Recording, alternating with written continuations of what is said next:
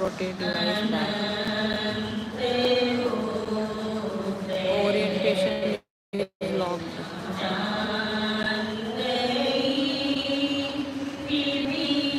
ऊपर से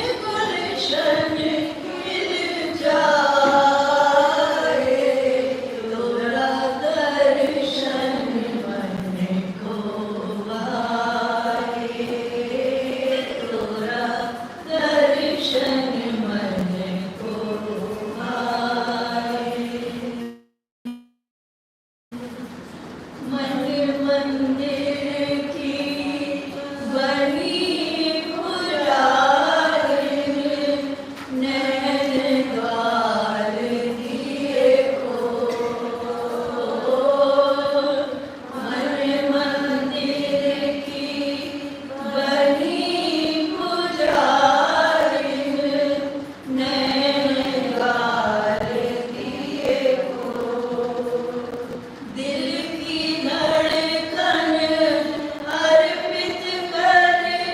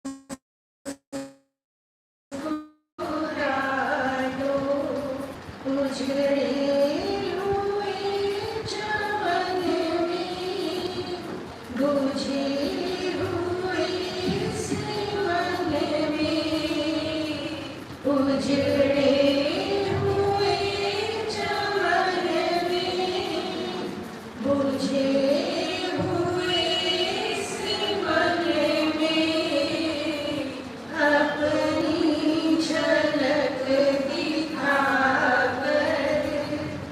रस धारे तुम बहा दो, रस धारे तुम बहा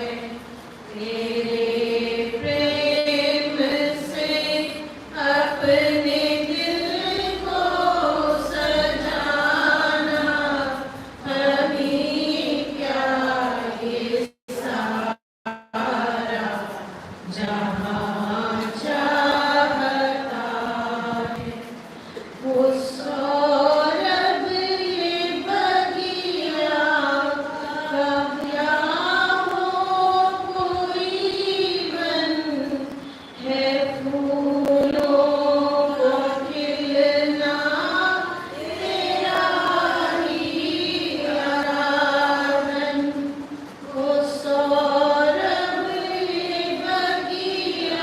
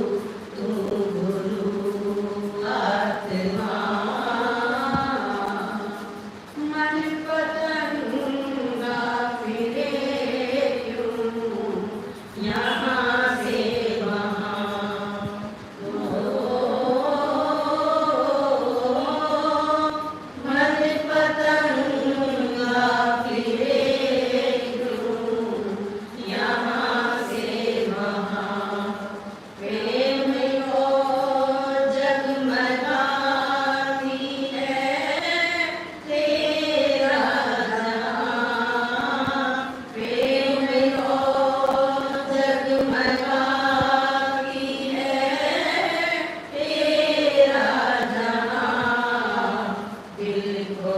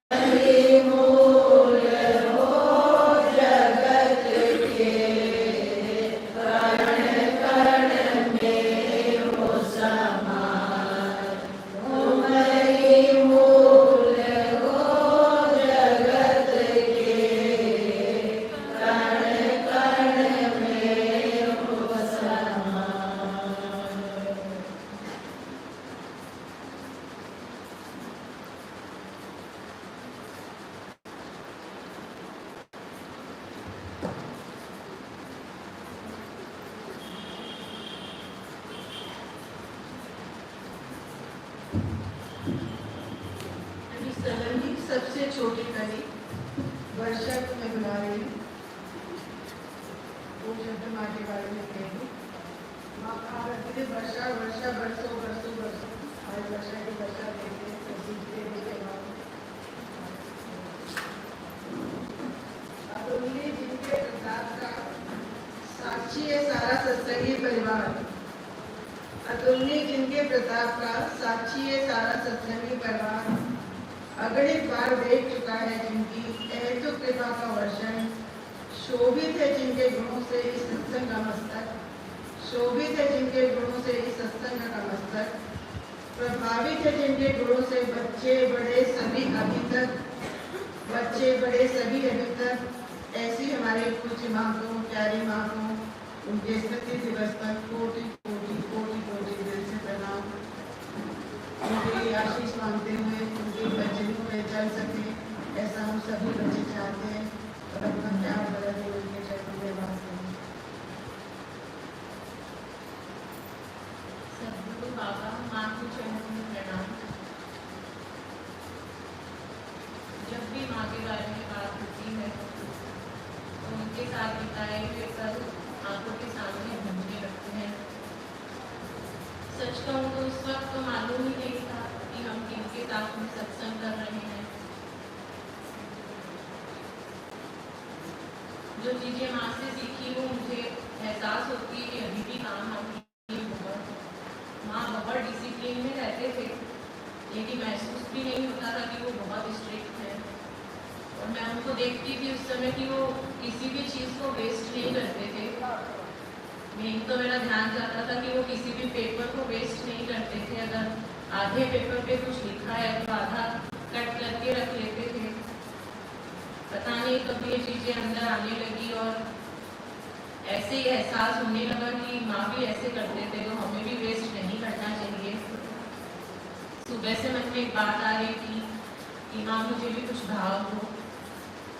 तो एहसास हुआ कि जब शादी नहीं हुई थी और कोई बात बिना बोले पूरी हो जाती थी तो उस समय हम बोलते थे मम्मी को, मम्मी आप बेस्ट हो, वर्ल्ड बेस्ट मदर हो। और आज कोई इच्छा पूरी होती है शादी के बाद तो हस्बैंड को बोल देते हैं कि आप वर्ल्ड बेस्ट हस्बैंड हो।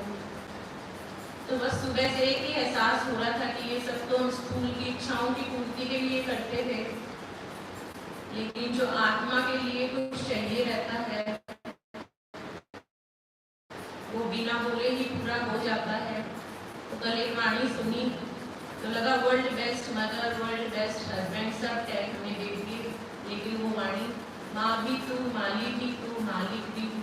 बस जब से यही वाणी अंदर से आ रही थी कि बाहर की सुंदरता, बाहर की इच्छाओं के लिए हम परिवार वालों को सबको थैंक यू बोलते हैं, लेकिन आज अंदर से सच में इतना एहसास होता है कि सतगुरु की नगरी, माँ की नगरी तो सच में जादू भरी नगरी है कि अपने आप ही जो अंदर एक छोटी छोटी चीज़ें रोकती थी वो कब दूर हो जाती है। तो लगता है कि तो मैजिक है बिल्कुल। तो लगता है कि हम तो वर्ल्ड की बेस्ट नगरी में बैठे हैं और पता नहीं गुरुदेव, माँ और बाबा की क्या कृपा रही कि कब कहाँ से कहाँ हम यहाँ पे शिविर ज्वाइन करने आते थे और आज यहीं पे माँ ने अपने गोद में ही बिठा लिया। अंदर से बहुत सौभाग्यशाली फील होता है, बहुत ज़्यादा। और हमेशा एक ही प्रार्थना अंदर से चलती है कि माँ के अंदर इतनी सिंपलिसिटी, इतनी साधारण, जैसे सफ़ेद कपड़ा, सफ़ेद चीज़ हमें इतनी आकर्षित करती है स्वच्छ, वैसे ही माँ आंखों के सामने आज भी दिखाई देते हैं। तो एक आकर्षण हमेशा उनका बना रहता है और मन में बस एक ही प्रार्थना होती कि जितनी सिंपलिसिटी, जितने साधारण वो थे, सरल थे, हमारे अंदर भी माँ वो भाव भर दो कि हम भी जैसा हो जो हो बस उसको स्वीकार करते आगे बढ़ते जाएं और आपके बताए हुए रास्ते पर निरंतर चलते जाएं। यही वो दरबार था जब पहली बार मुझे एहसास हुआ कि एक परम शक्ति है जो हर पल हमारे साथ है और माँ ही की कृपा है कि उन्होंने बोल बोल कर भजन सिखाया। वो बोलते थे सच में वर्षा अब तो बरसों की मैं भजन के लिए किसी चीज़ के लिए उठती ही नहीं थी, बहुत बार बोलने की बात थी, पर इतना प्यार से हर बार मुझे बोलते थे और लगता है कि उन्हीं की आशीर्वाद से, उन्हीं की कृपा से आज हम कुछ भी अनुभव कर पा रहे हैं वो सब उन्हीं के चरणों में समर्पित माँ हमेशा अपनी कृपा हम पर बनाए रखना।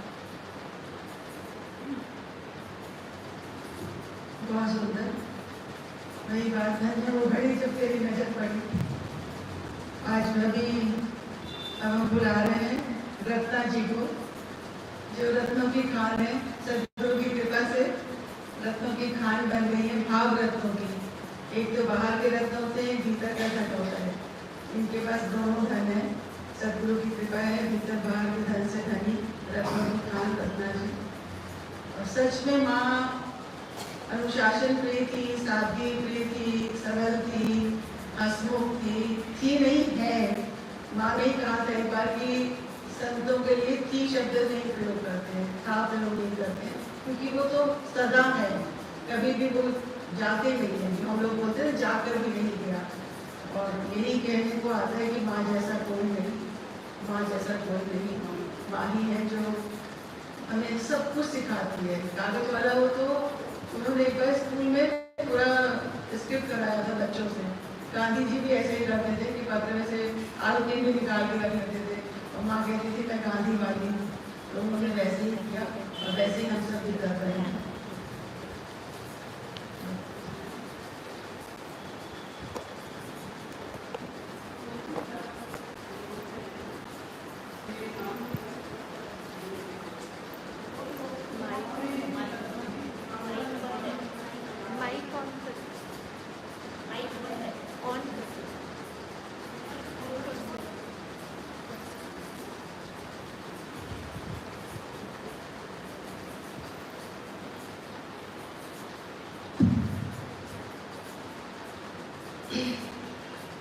तो निर्माण दिवस मना रहे हैं और निर्माण हमारा हो रहा है।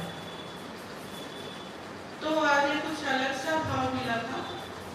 जैसे कल अंकित ने बोला चलना है, माँ के निर्माण दिवस का उत्सव है, बहुत बड़ा चलना है।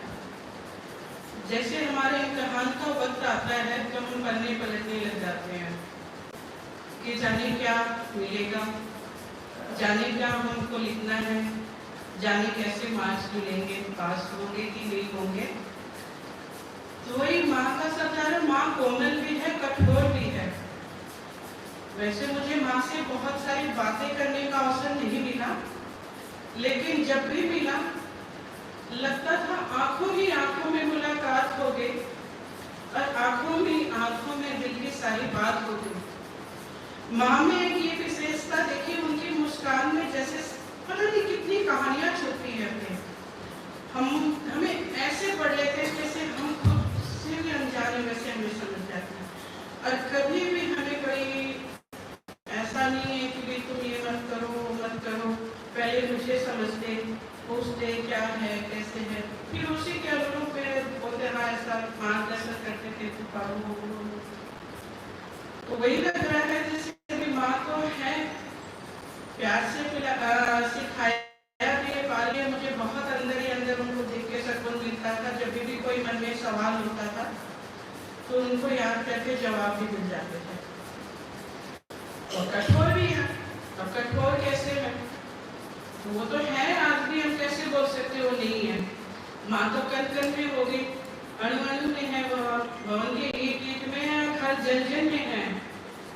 तो कठोर आज ये लग रहा था माँ क्या तुम्हारे सिखाए हुए अध्याय हम पढ़ रहे हैं क्या?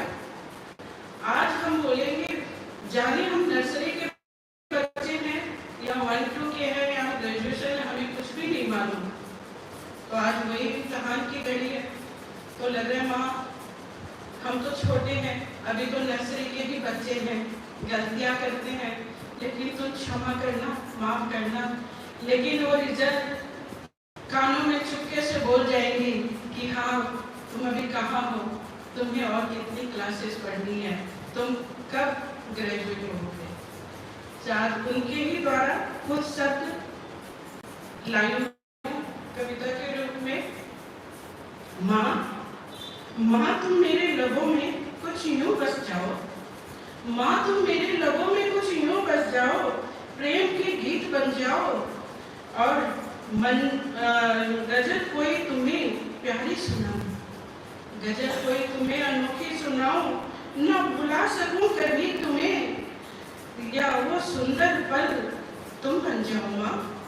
माँ माँ तुम ऐसी बन जाओ, मेरे साथ सदा रह जाओ। उलझ जाती हूँ अक्सर, उलझ जाती हूँ अक्सर माया जाल में, मेरी पहेली तुम सुलझाओ।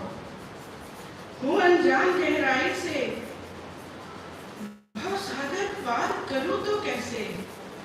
हूँ अनजान गहराई से, भव सागर पार करूँ तो कैसे। माँ तुम ही राह मेरी आसान बनाओ।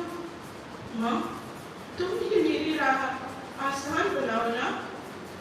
जिस मुश्किल राह तुम चलती रही सदा, उस राहों में दीप जलाओ। नादान है तेरे बच्चे, नादान है हम तेरे बच्चे, भटक जाते हैं अक्सर। भ्रम का पर्दा उठाओ, भ्रम का पर्दा उठाओ, मार्गदर्शन मेरा बन जाओ। माँ मेरा मार्गदर्शन बन जाओ। माँ तुम सदा मेरा साथ निभाओ। हर मौसम में लहराए जो बहती, हर मौसम में लहराए जो बहती, खुशियों की वो फसल बन जाओ।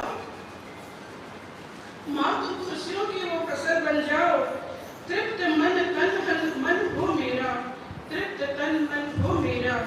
ऐसी भूख मिटाओ, ऐसी भूख जगाओ। भूख तो ऐसे ना मिटनी भी नहीं चाहिए, तो ऐसी भूख जगाओ। तन्हा थी मैं अब तक, हम सफर मंजिल की, माँ तुम मेरी बन जाओ। माँ मेरी मंजिल के हम सफर बन जाओ। तो यही मन में भाव आ रहा है। माँ साथ रहेगी तो सब कुछ संभव है। माँ उंगली पकड़ के चला रही है। हम नादान तो क्या हुआ, वो कोमल है, वो प्यारी है, वो कभी हमें गलतियाँ करती नहीं देखती, उन्हें क्षमा करना, वो हमें धीरे धीरे ही सही ले जाएगी। बस माँ अब तुम ही बताओ हमें क्या करना है। मेरा सदा मार्गदर्शन करना मेरी माँ। बहुत सुंदर। और अब हम बुलाते हैं, जैसे सूर्य की रश्मियाँ होती है वैसे ही भाव रश्मि से बनी हुई हमारी राशि को।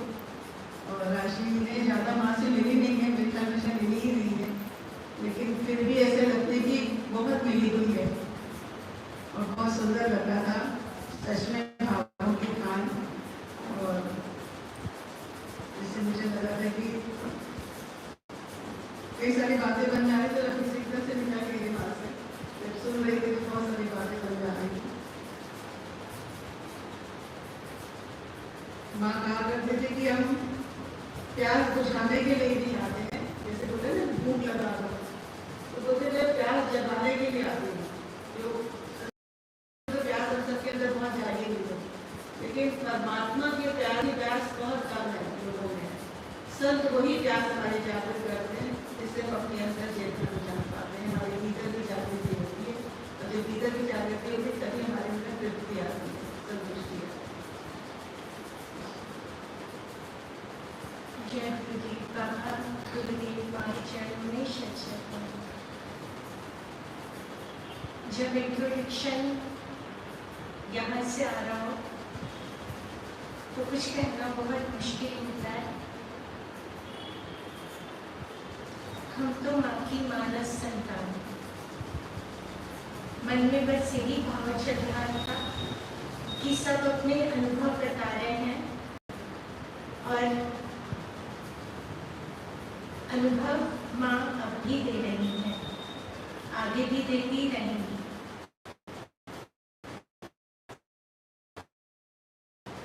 आज माँ का निर्वाण दिन और एक भाव पिछले कई दिन से लगातार चल रहा मन में कि जन्म मरण तो सभी का होता है, निर्वाण केवल उसी का होता है जिसका निर्माण होता है। निर्माण यानी निर्माण, निर जो लगा हुआ है निर्माण में, निर्वाण में, निराभिमान में, निराकार में, निर्गुण में, जो मान से निर हो जाएगा, गुणों से परे चला जाएगा, इस जड़ मरण से परे हो जाएगा, उसका इसीलिए मना रहे हैं हम माँ का निर्वाण। और सबके अनुभव कि माँ ने क्या क्या कहा, तो मन में भाव दिया माँ ने ही कि जो माँ का जन्म, जिसे माँ ने जानना, जानना और जानना, जिसने माँ को जाना वो माँ का जन्म, वो माँ की संतान, वो देह की नहीं, माँ की मानस संतान।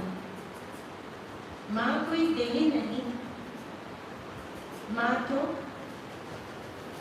एक भाव है जो हम सबको अपने आप में तर कर देता है।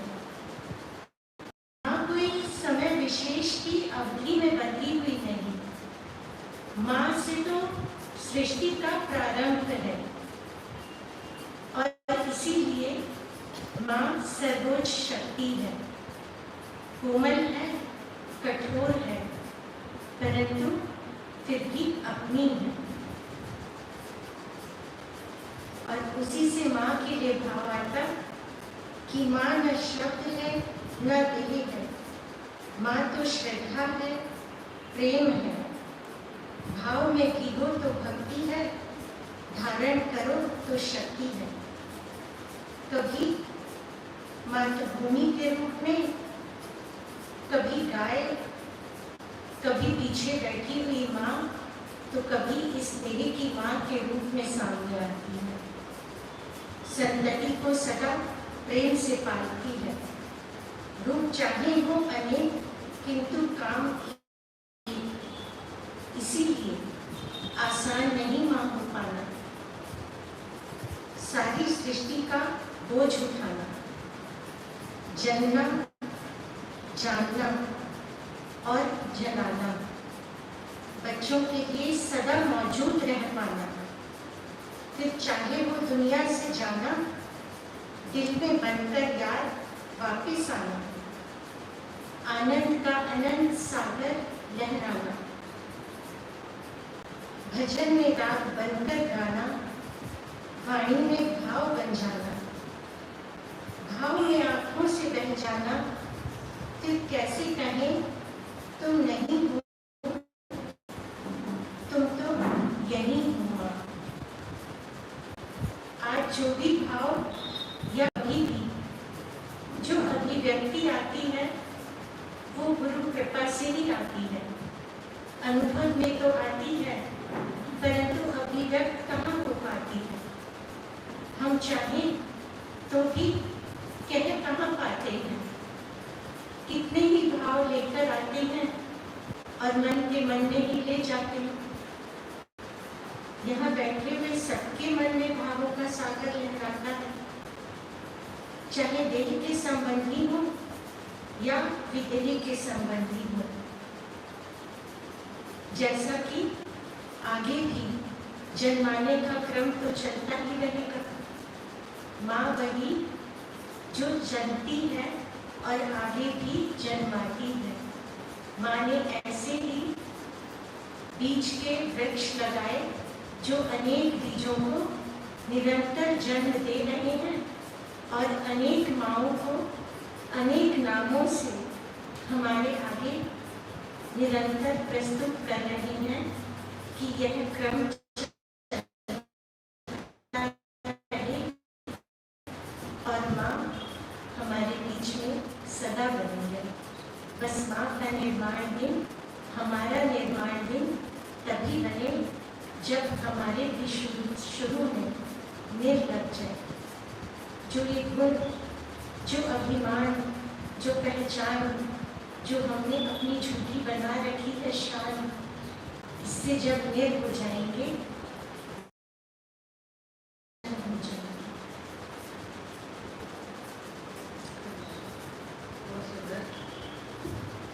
निर्माण हुआ है। बस इसी के लिए तो सत्संग में हम लोग बैठे हैं, हमारा अहंकार छूट जाए, हमारी झूठी मैं छूट जाए। और बहुत सुंदर माँ का दर्शन किया। तो गुरुदेव की वाणी है कि माँ का प्यार कोई प्रदर्शन नहीं है, वो तो दर्शन है माँ के हृदय का। वही हम देख रहे थे कि माँ के हृदय का दर्शन कैसा होता है। और हम सब भी उसी तरह से जैसे माँ ने जन्म दिया है और वह जन्माती रहेगी, हम सबके माध्यम से वो और बीज पैदा कर गई। उन्होंने बीज लगाया, सब हरे हरे हो रहे हैं, भरे भरे हो रहे हैं। आप सब भी कुछ भी जैसे करते हैं। अब आपसे जो और बीज बनेंगे वो और पेड़ लगाएंगे।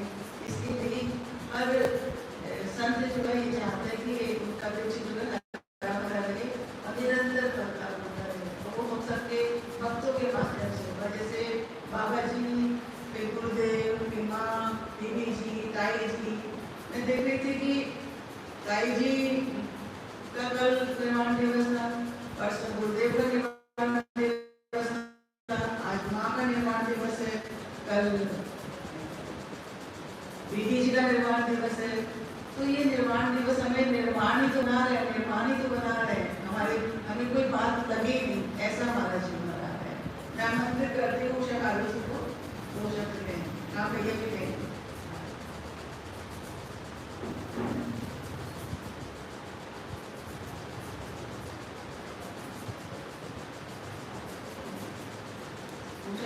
सब परिचित है, इनका कोई परिचय देने की बात नहीं है। और ये कितने विदुषी हैं, वो मेरे शब्दों में इतना बल नहीं कि मैं बता सकूं।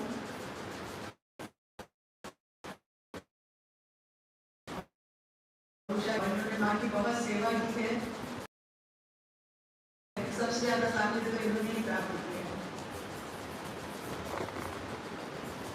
माँ के चरणों में भावभीना प्रणाम। मैं क्या बोलूं, जब बैठे होते हैं तो बहुत सारी चीजें और बोलने की सामर्थ्य नहीं है। मैं तो बार बार सोचती हूँ कि माँ को मैंने कैसा समझा। मुझे आज भी लगता है कि आसान नहीं, वो बहुत कठोर थी, लेकिन एक बहुत सरलता उनके भीतर थी, इतना सौंदर्य उनके भीतर था, वो बाद में धीरे धीरे समझ में आया। हर काम करीने से करना और ऐसा करना कि वो खूबसूरत लगे। उस सादगी में भी इतनी खूबसूरती कम देखने में आती। बहुत मेहनती, डिसिप्लिन की बात समझे कि वो तो हमने सबने देखा ही है। इतना अनुशासन, बीमार हूँ पूछो, अपने ध्यान बिल्कुल नहीं देना, अपनी तरफ बिल्कुल भी ध्यान नहीं देती थी और जो काम करना है वो करना। घर में उनसे मिलने मेहमान इंतजार करते रहे, लेकिन उनसे मिलना जरूर होता था, लेकिन एक समय था सत्संग भवन जाना। वो समय, वो अनुशासन, वो उनका निरंतर बना रहा। ये तो हम सब जानते हैं कि किस तरह से सुबह घर से निकलना, घर के काम निपटाकर, अपने काम निपटाकर नौकरी पे जाना, फिर वहाँ जितना समय मिलता था वो भागवत चर्चा में जाना। भागवत पढ़ते थे, ये इनकी कुछ साथी थे, साथ वो सब मिलकर चर्चा करते थे। फिर स्वामी जी के आश्रम में भी जाना, घर आना, यहाँ से कई बजे स्कूल जाना, वहाँ निर्माण कार्य चल रहा था। यहाँ का काम किस तरह से हुआ ये तो हम सब ने देखा, हम तो विश्वास ही नहीं करते। अभी भी दिमाग में आती कि ये सब कैसे होता है, कैसे करते। उनको स्वास्थ्य बहुत अच्छा नहीं रहता था, लेकिन उन्होंने कभी परवाही नहीं करी। उनको जबरदस्ती कहीं ले जाओ, कई बार इतना उनका ब्लड प्रेशर बढ़ा हुआ होता था और जाने की तैयारी नहीं होती, दिखाने की तैयारी नहीं होती। राम जी जैसे रखेंगे वैसे रहेंगे। राम जी उनका एक अभिव्यक्ति का मतलब कहते थे, जो हमेशा बोल देती थी, राम जी जैसे चाहेंगे, राम जी जैसे रखेंगे, राम जी सब ठीक करेंगे।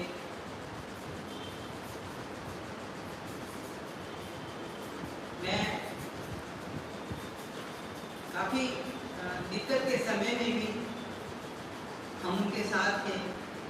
घर में कई तरह की परेशानियां होती हैं और ऐसी परेशानी में जब अपना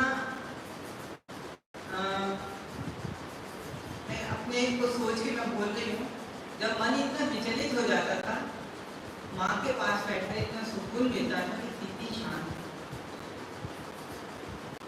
उनको ये धीरे धीरे संसार उनसे छूट ही गया।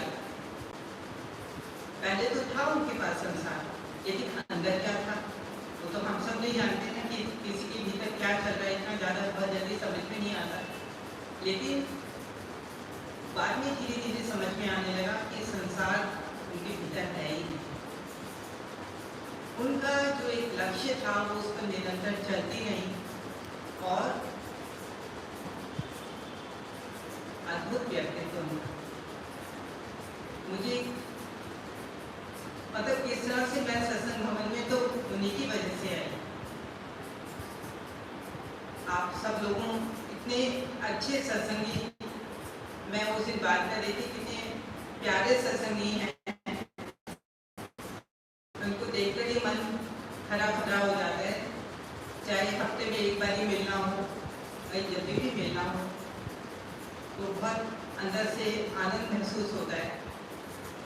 मैं एक कहानी सुन रही थी, मुझे वो सत्संग की बात पर ध्यान आ गया कि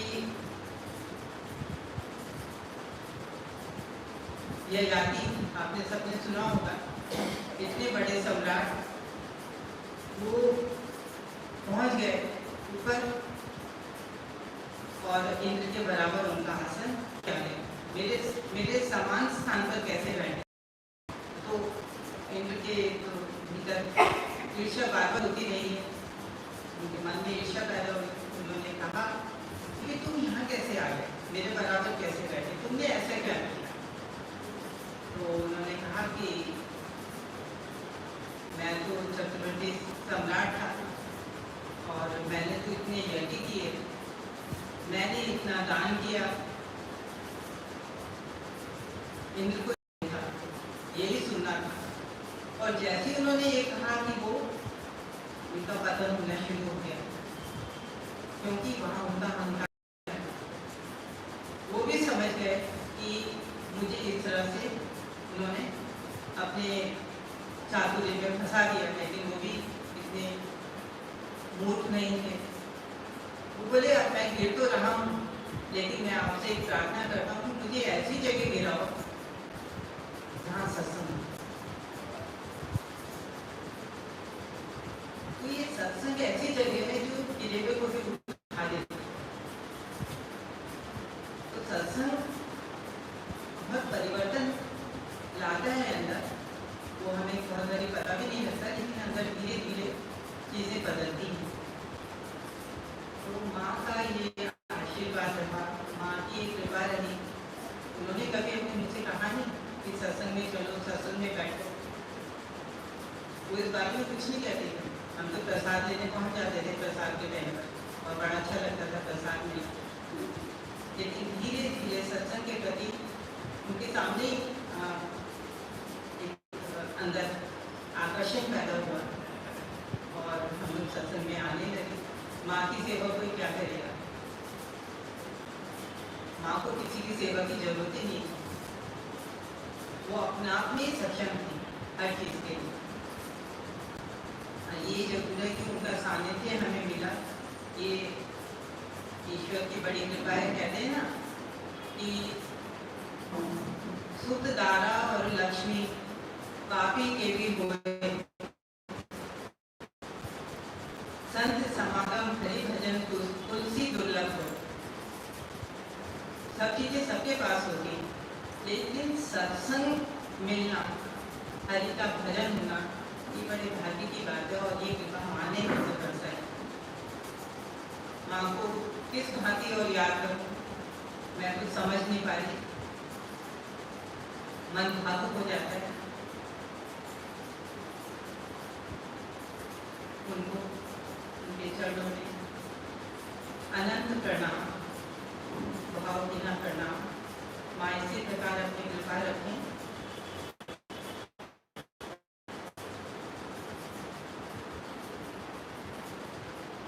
बहुत सुंदर। मैंने से स्टेज करती हूँ।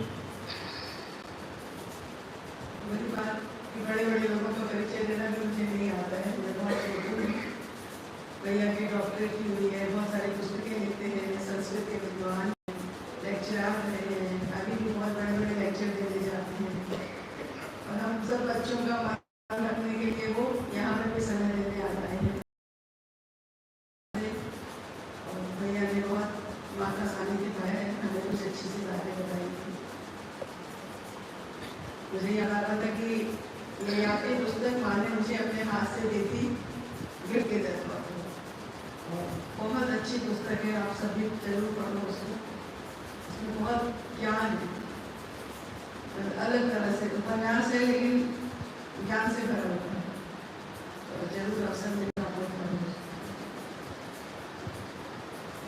ओम भूर्भुवः सर्वो निरोम परमहंसो हिमांशुकुमार इत्याभाति चराचरात्मकं तस्यैवोत्तिष्ठः नान्यत् किंचन विद्यते विनिष्टां यस्मात् परस्मात्विको तस्मै श्री गुरुमूर्तये नमः। श्री दक्षिणामूर्ति।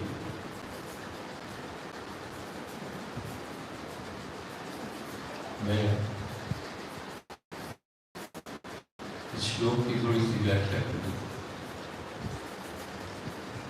पृथ्वी, जल, तेज, अग्नि, वायु, आकाश, सूर्य और चंद्रमा, 7 तो ये हुए और 8वें यजमान। ये अष्टमूर्ति शिव की बात की जाती है और गुरु जो है वो शिव का ही रूप है। तो गुरु भी अष्टमूर्ति, ऐसे अष्टमूर्ति भगवान दक्षिणामूर्ति, उनको मैं प्रणाम करता हूँ। इनसे परे कुछ और नहीं।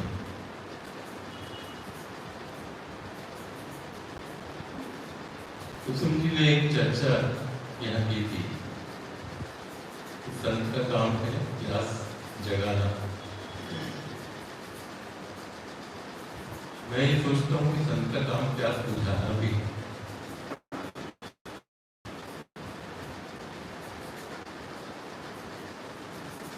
माँ ने उनके मन में, कई बार इसकी चर्चा कर चुका हूँ, उनके मन में इतनी प्यास थी, इतनी बेचैनी थी,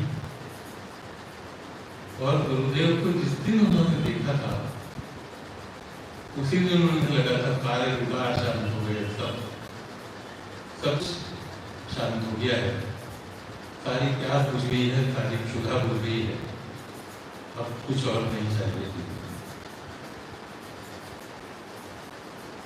ऐसे गुरु जिनको मिल जाए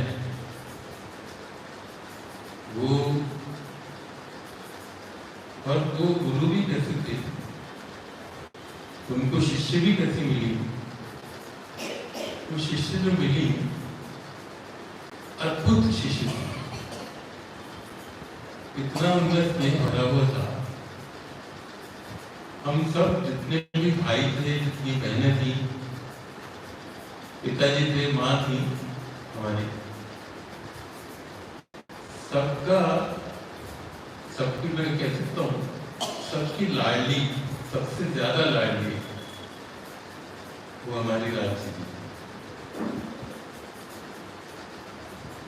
ऐसी बहन मिलना ये अपने आप में बड़े सौभाग्य की बात है। मुझे अब तक याद है ये कि मैं जब शादी करके इनको लाया था तो सबसे ऊपर के कमरे में तो थी उस समय, जीजा जी नहीं गए थे तब तक, जल्दी आ गई थी, और सबसे ऊपर के कमरे में ऊपर गए हम लोग, और इन्होंने और मैंने दोनों मिलकर उनको प्रणाम किया। तो उन्होंने इतने आशीर्वाद दिए, और सबसे जो है लगातार उनका स्नेह हम लोगों को मिलता है। जैसी जो बहन है और उनसे अक्सर चर्चा होती थी इन चीज़ों पर। ये जो अनुभव है ये भी उन्होंने बताया था गुरुदेव के प्रथम दर्शन का। और एक चर्चा अभी वो वर्षा ने अपनी बातचीत में चर्चा के दौरान की थी कि कैसे स्थूल जो कामनाएं हैं वो सब जगह से दूर होती हैं। ये भी कहना था कि स्थूल कामनाएं भी गुरु की शरण में आकर पूरी होती हैं।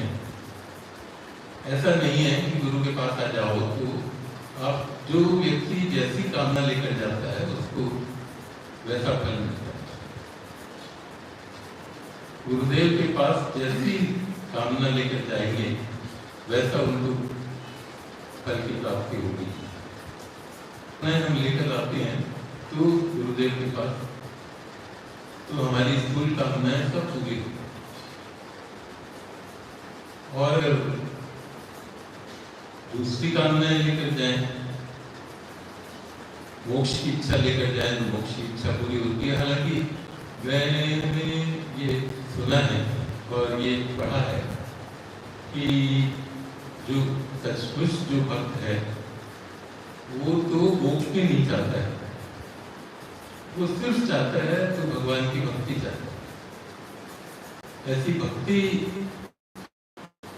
अटूट भक्ति, अखंड भक्ति ऐसी मिले तो उसको और कुछ नहीं चाहिए। ऐसी अखंड भक्ति गुरुदेव से मिले और उपनिषदों में कहा है कि कामान्य कामयते मन्यमाना सकाम फिर चाहते तत्व। जो कामनाओं की इच्छा करता है, कामनाओं को जो चाहता है, काम्य वस्तुओं को जो चाहता है, वो उन कामनाओं के द्वारा बार बार जन्म लेता है। इसलिए उन कामनाओं से मुक्ति